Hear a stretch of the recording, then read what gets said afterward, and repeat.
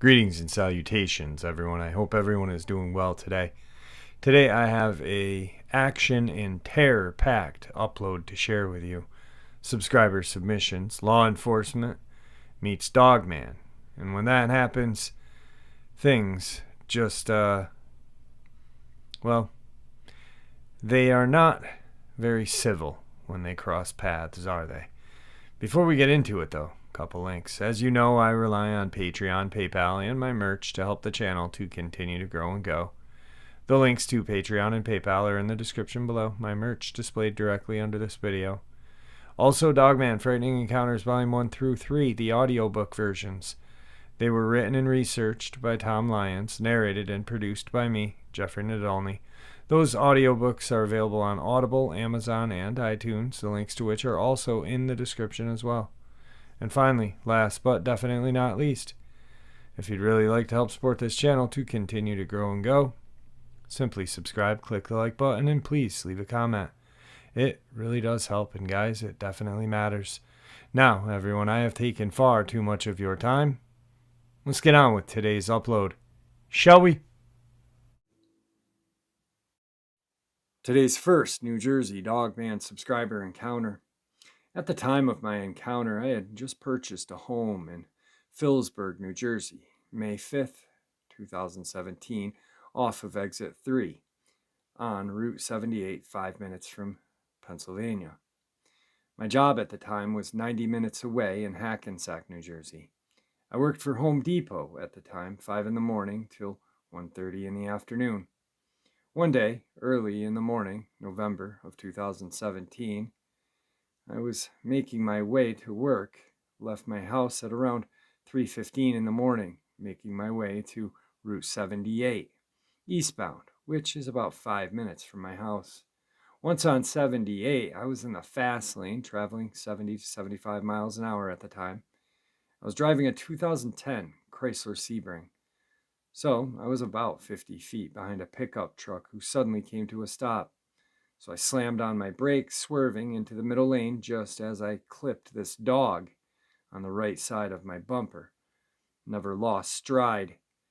It looked like a dark brown German Shepherd, 4 feet tall on all fours. I rolled my window down to see if it was okay.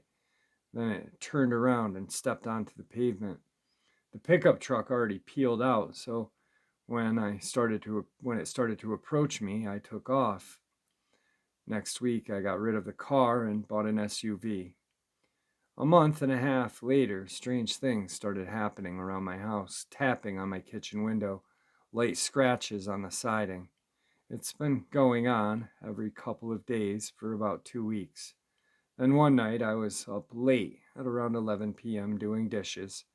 I had the feeling that I was being watched when I looked out the window and saw 2 amber-colored eyes leveled with me, looking at me standing outside of my window. I was so scared my legs gave out on me I couldn't even scream, let alone move. I did not own a gun at the time, so I started leaving my house with a 24-inch sword with jagged edges for sawing things. One day I was running late for work and it was raining heavily that morning. I didn't leave my house until about 3:45 and I had left my sword inside. I was rushing to my car as I felt this primal fear come over me, so I turned around. The same dog that I had hit a few months back was standing 20 yards from me. I was a few feet from my car, my sword in the house. I knew I wouldn't make it. I'm paralyzed with fear as it slowly approaches me and stops about 10 feet from me. As if I already wasn't terrified, it did something that would push my fear to the limits. It stood up on 2 legs, 8 feet tall, as I felt like a 5-year-old looking up at an adult. I'm a retired bodybuilder, and its muscles and definition would make Arnold Schwarzenegger in his prime look like the Nutty Professor. I was terrified and astonished at the same time, me being a retired bodybuilder and witnessing a perfect physique. I estimated its weight to be 600 to 650 pounds. He looked at me like, "Don't think I forgot what you did. I'm here for payback." Then he emitted a light growl that rumbled my chest. Then he showed me his razor-sharp teeth, and I soiled myself. Then I got about then it got about 5 feet and growled. I dropped to my knees and was hoping my death was quick. I looked to my left where the street was. I saw Patrick's vehicle making his rounds 150 feet away. Yes, I'm saved. No, he never stopped. I'm crying now, and it's enjoying every moment of it. I was at its mercy, and it knew it. Patrick in the patrol vehicle made its way back and hit the Dogman with its spotlight. It looked over at the police and me, and gave me the impression I made my point, jumped on my roof and went through my back and took off in the direction of the woods, which is about a quarter of a mile. And one thing I forgot to mention, there are houses everywhere. The cop exited his vehicle with his gun drawn. "Are you okay?" "What was that? Do you need medical assistance?" "No, I don't know what that was." A month after I purchased my house, I installed surveillance cameras around my house. I didn't remember until a couple days after my encounter. The whole encounter was recorded. However, agents of the government knew that and seized my DVR, but not until I backed up a copy of a flash drive. It's been 2 years since this encounter. I feel like I am still under surveillance. If you have any further questions, I will do my best to answer. Well, I did ask questions. Number one, when you said you felt like you were under surveillance, by who, the government or Dogman? And number two, how did the police officer act? The police officer ended up calling medical services for me. I was in a trance-like state. It took me 15 to 20 minutes to come out of. So he came to the hospital to question me after I regained my senses. He said when he first drove by, he saw two people in his peripheral. He also got further away. He planned his images in his head when he realized the size difference was not normal. That's why he turned around and headed back towards me. As he approached, he thought he was looking at a Sasquatch until he saw a tail and a muzzle. He said he did not have enough firepower with him to engage it. He was relieved that it decided to leave. His description of it, Hulk with a wolf's head. He reported what he saw to his superior, and a couple of days later, plainclothes agents showed up at my house, questioned me profusely, and demanded access to my DVR, and said what I saw was a bear that wandered into town, and it would be in my best interest not to tell anyone. I would see blacked out SUVs at the corner of my street for about a month, and every now and then they would drive by. What they don't realize is 4 hours prior to them showing back up, I backed up that footage. I saw my DVR to a USB drive. The government is well aware of these creatures, and they are tracking them because a few nights after the incident, a black helicopter flying over the woods for 2 days. Second email, same subscriber. "Hey Jeff, it's Jay. I gave you my encounter a few months ago from New Jersey. I had a strange run-in with government officials, and things happened like IRS debt and so on. They told me if I handed over what evidence I had, I would have my life back, which I did. These people can ruin your life with a click of a button. Jeff, they don't care about witnesses telling their stories because we are all monitored. They care about what can be proven. I actually had a run-in with the officer that was there that night, and we met up to discuss what happened that night and what he found out. How each police department or entity keeps a black book on cryptids that the higher-ups deal with. Also, ever since my encounter, I have bought a few guns. I own a Roddy as well. I also had another encounter in the daytime a month back while I was walking my Roddy. If you're interested. It wasn't the same one back then, as it was captured not too long after my first encounter." I believe it may have been. I'd like to mention that the first and second email from this subscriber were 6 to 7 months before Victor even came on the channel. This is that subscriber's third email.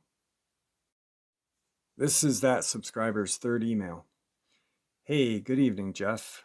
I want to start by saying the information Victor gave you was spot on. I know it's hard to believe about such creatures, Dogman types, and stuff like that. But I have found more info, and I got it from a reliable source. First off, these things have not been around for 70 years. They've been around for as long as man. The ones your source put out was the time they were genetically engineered in the 50s, which they needed DNA from the original upright walking canine, or as the world knows them, Dogman. These creatures have been around since the Egyptian era, even documented in the Bible as such. The original Dogman had intellect and far exceeded our own till today. We still can't recreate pyramids. Anyway, if you are interested in this information, I will give it to you another time. Back to the encounter at hand. After my life was put in disarray, the powers that be gave me a final opportunity to get my life back, which I took under certain conditions.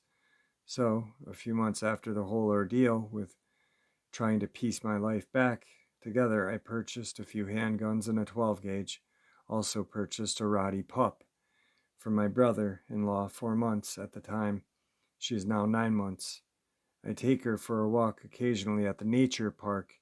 Me being from Jersey, the gun laws are very strict, which forbids you to open or conceal carry.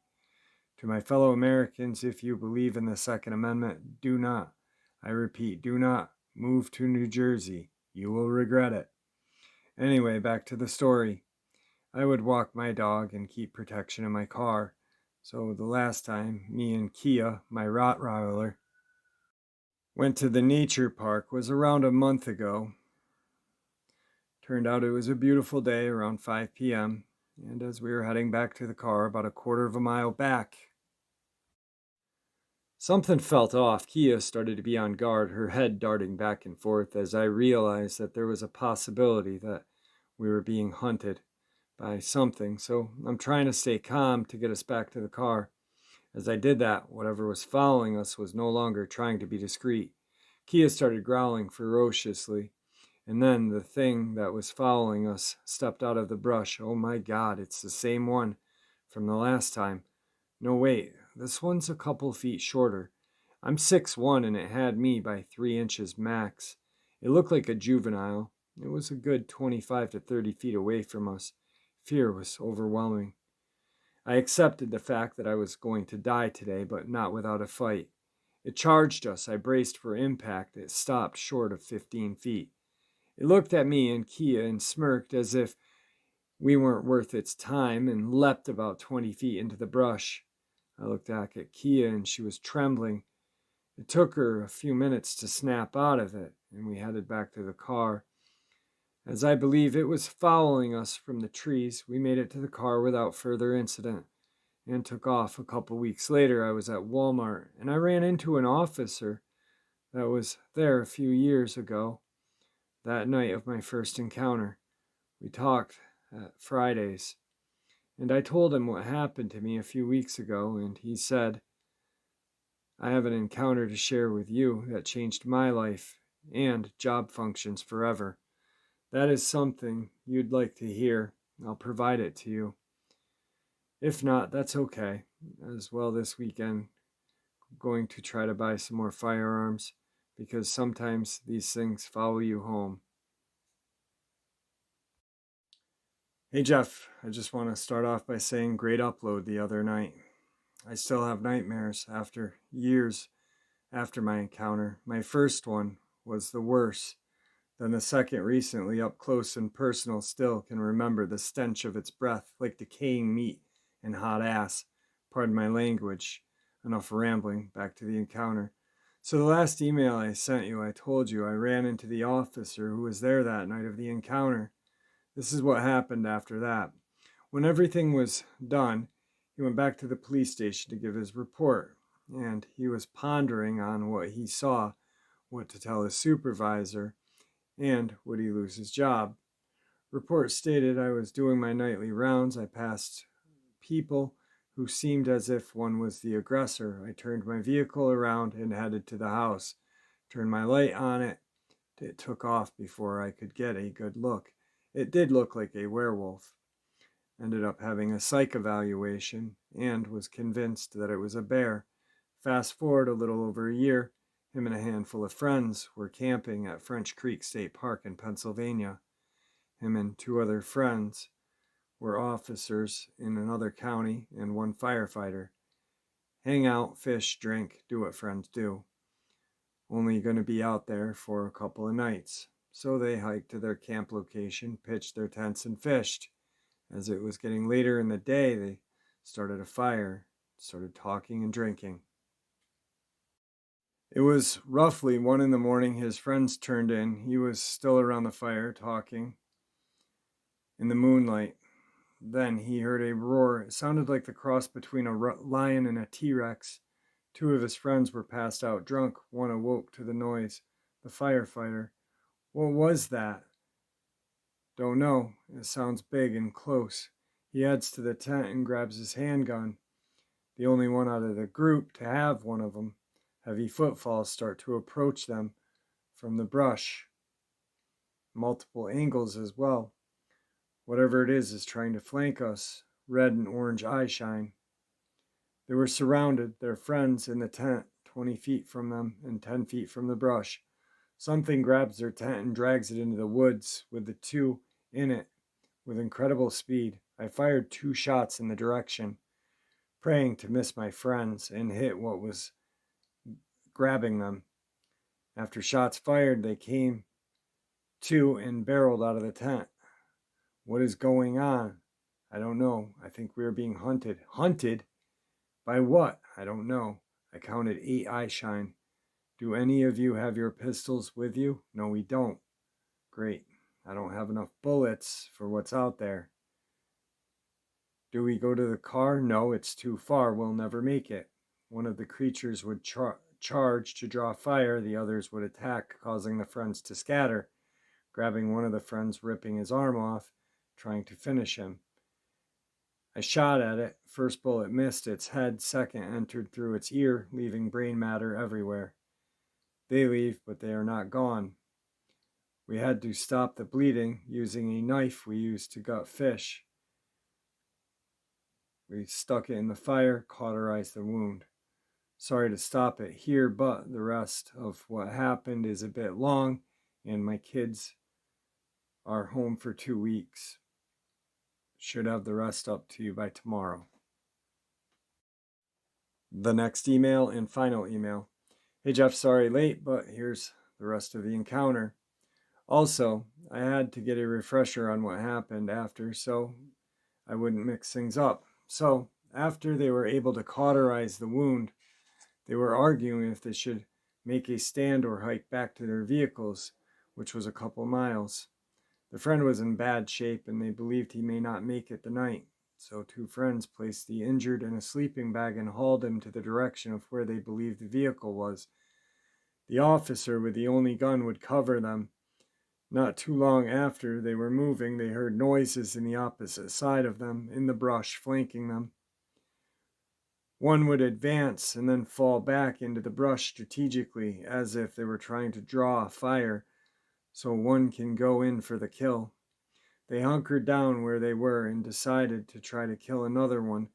They might consider the risk too high and back off. After the standoff lasted around 15 minutes, he was able to get a shot off, hitting one of the dogmen in the stomach, which caused it to yelp and take off. As the others were distracted and clearly visible, he took another shot, hitting another one in the neck. That one took off. Checking to see how many bullets he had left. None now. There was nothing keeping them at bay if they decided to attack. What he believes was the alpha had red eyes, staring at him with hatred as he pointed his empty pistol to the creature, and it let out a demonic roar that brought them to temporary paralysis, and it disappeared into the darkness from which it had come. So they continued to haul their friend to the car, notified the police. got to the hospital and tried to figure out what to tell the authorities about what had attacked them. They all agreed that it was a bear. However, government agents took over the investigation and asked who killed the bear, and the one friend said I did. He got separated from his friends.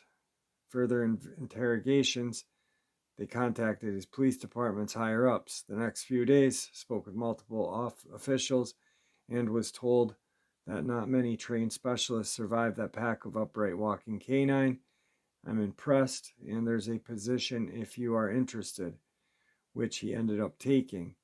If any of the audience have any further questions about anything in this encounter, please notify me, Jeff. Today's second New Jersey Dogman subscriber encounter. Hey Jeff, I used to work as a security officer in Finns Point National Security, Pennsville, New Jersey. This encounter happened in late August of 2019. I was working night shift. My yellow Jeep Renegade was in the front of the blue garage. It was time for me to make my calls to check in with headquarters, and also time for me to drive laps around the cemetery. The first 3 laps were normal, no problems. The 4th time, I drove toward the gate. I saw huge back legs of something jogging past the right side of the gate. This caught me by surprise more than anything. This thing was huge. The back of this creature was well over 4 feet high.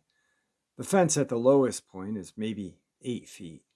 I never saw the top half. I believe it was hunting something outside of the brick fence. I remember it having a German Shepherd color with more brown than black. I had my windows open in my car and heard it running. It sounded very heavy. I remember yelling at it out of fear, even though it was not bothering me. I was so scared that it would come back, and I panicked. I called my buddy, who only lives maybe 2 or 3 miles from the cemetery. When he didn't answer, I started praying. That calmed me down. That was my first encounter. Tonight's final Dogman subscriber, New Jersey encounter. Hey Jeff, on November 28th of 2014, my life sort of fell apart all at once. In a matter of one day, I lost my job, my business, my company car, and my place to live for reasons I won't go into detail here. Let's just say I was screwed over by my business partner, and that's that. At the time, I had just enough money to either buy a junker vehicle or put down a security deposit and first month's rent on an apartment. I'm a rather resourceful guy and opted for the vehicle. I figured a car was a better move as I could live in it for as long as it took to get my stuff together, and it would give me more options for finding a job.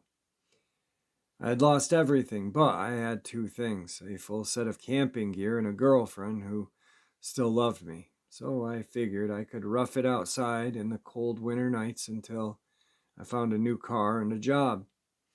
At the time, I had been living in a town that was located on the edge of the Pine Barren wilderness of southern New Jersey. For those of you who have never heard it, the Pine Barrens is a rather unique 1 million acre forest of mostly pine trees and lots of deer, turkey, coyote, and some unique prehistoric type plants that only grow in that area. My girlfriend at the time lived with her parents, and despite the fact that they barely knew me, she had convinced them to take me in. But I was uncomfortable with that idea and refused the offer. As you can imagine, my girlfriend was besides herself, which worry, but she knew I was too proud to accept my crazy decision to live outdoors in the wilderness.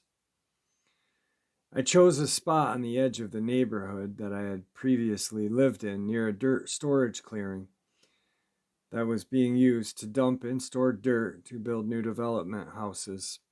I found a large path into the woods and made a stealth camp only about a quarter-mile deep into the Pine Barrens. I would sleep in the woods at night, and in the morning I would take the short walk into civilization where a woman would pick me up.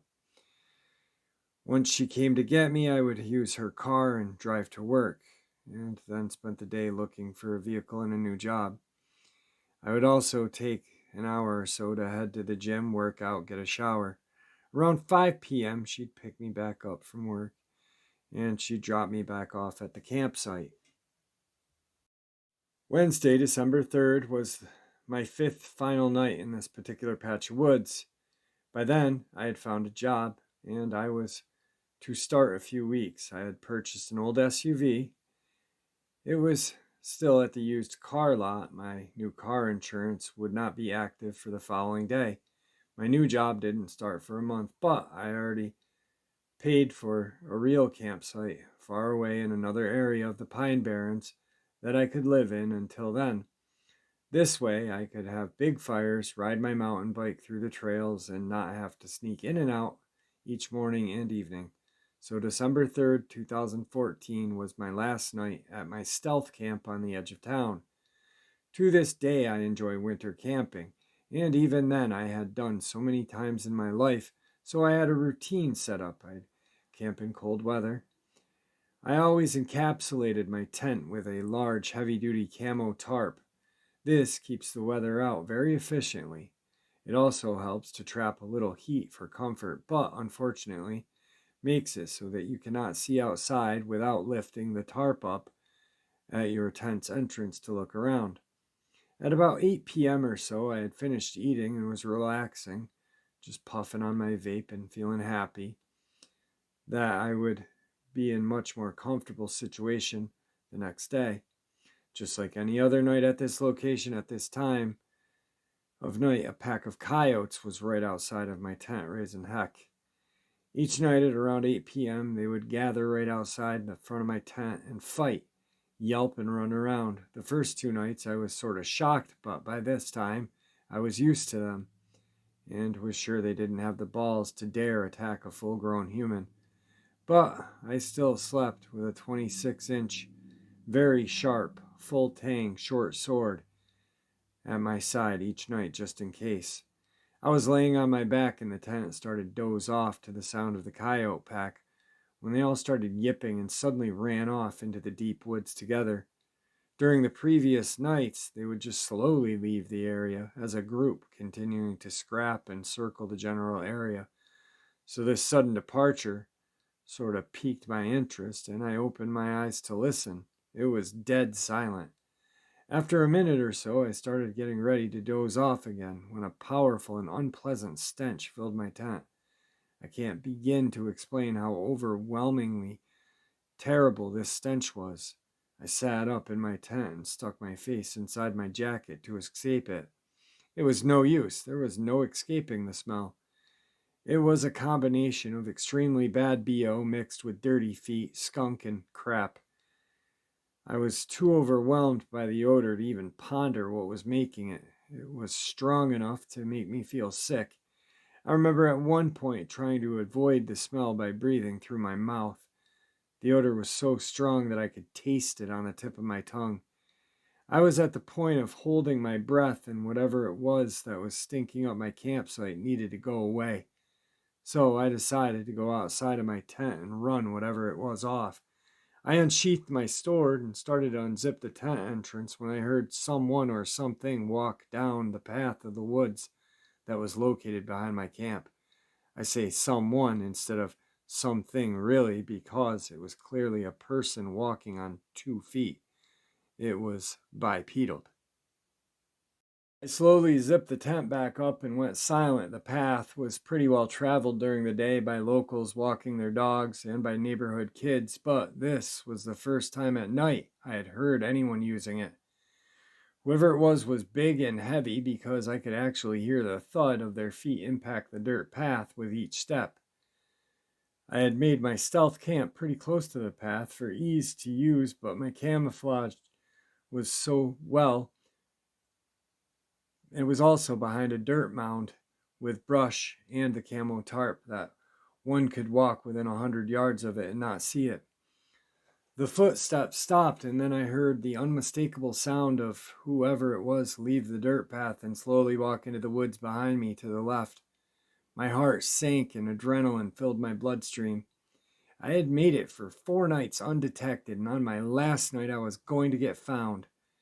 I'm sure I was in some kind of private property, and with all the bullcrap going on in my life at the time, the last thing I needed was to get arrested by the cops and for them to break my camp up. Like I said, my camp was well hidden, and it showed no signs of anyone being there while I was gone, so I was wondering why this person was heading toward me. This whole time, the stench was just as strong as ever, but had taken backstage in my mind to the current new situation at hand. I could hear whoever it was carefully and slowly walking closer and closer until they were maybe 20 feet off to my left. It sounded like the footsteps of someone trying to sneak up on something or someone else. They stopped at my left side for a moment and then started to walk at a normal, noisy pace through the leaves until they were about 15 to 20 yards from my tent in the area where the coyotes would congregate each night. Then it stopped. I could hear deep, hoarse breathing, like a giant monster catching its breath. I was paralyzed with fear. My heart was pounding out of my chest. Then it walked right up to the front of my tent. I clutched my blade and held my breath. Next, whatever it was, walked very slowly around the right side of my tent, still breathing deep and heavy. Then it leaned itself right into the wall of my tent and started to sniff very loudly. It took a long, deep sniffing noise through its nose and would exhale through its mouth. I was terrified as its face was just feet away from me. At this point, I'm growing confused. The only logical thing I could think of was a bear was right outside of my tent.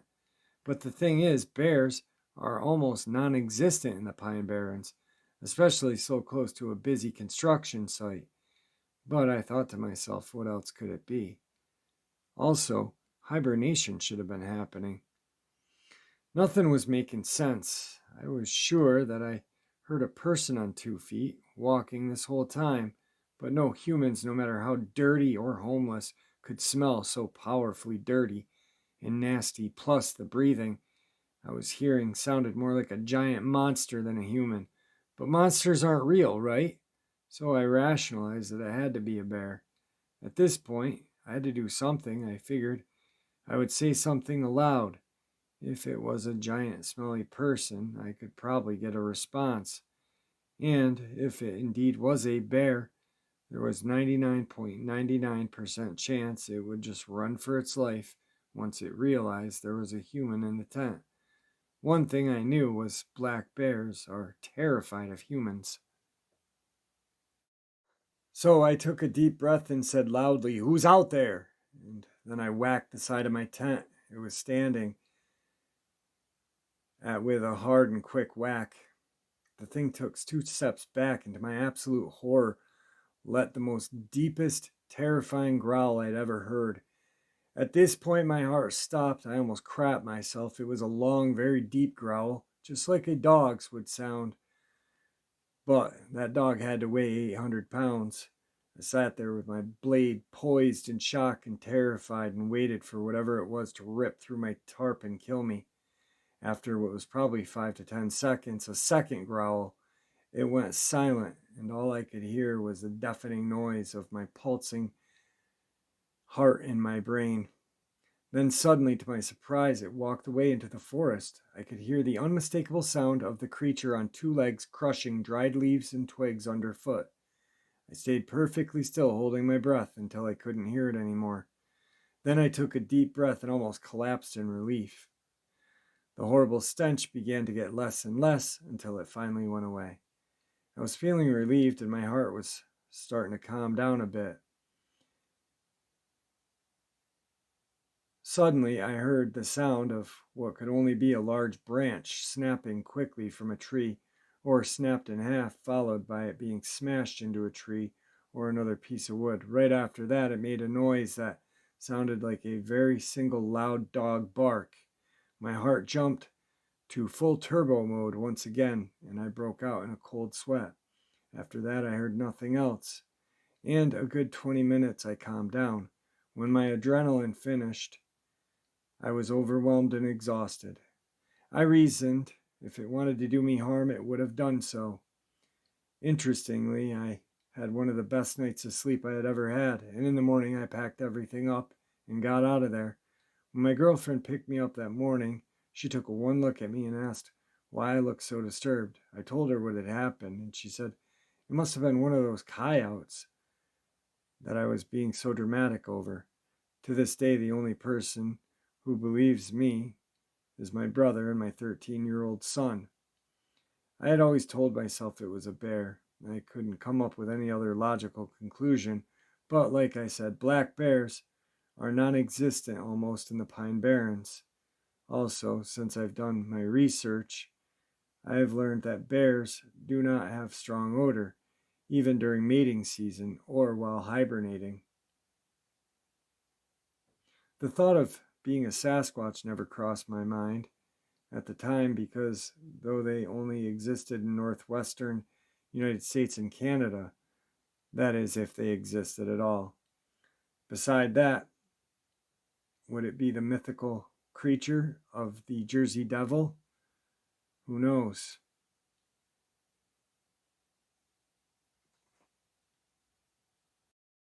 My brother, on the other hand, says that because of my proximity to civilization at the time, he thinks it was a dogman. I suppose I will never know. My life is now perfect, and it's hard to believe that just over 5 years ago I was homeless in the woods in New Jersey. I still like to go winter camping alone almost every year, but now that I know monsters are real, I don't go out into the wilderness unless I have my big bore revolver, a 30-06, or a 12 gauge with slugs. All right, Dogman fam. I told you I had one heck of an upload for you today, didn't I? I hope you all enjoyed it as much as I enjoyed sharing it with you. With that, everyone please stay safe, and may the Great Spirit watch out for all of us, and may He guide us down that path that we call life.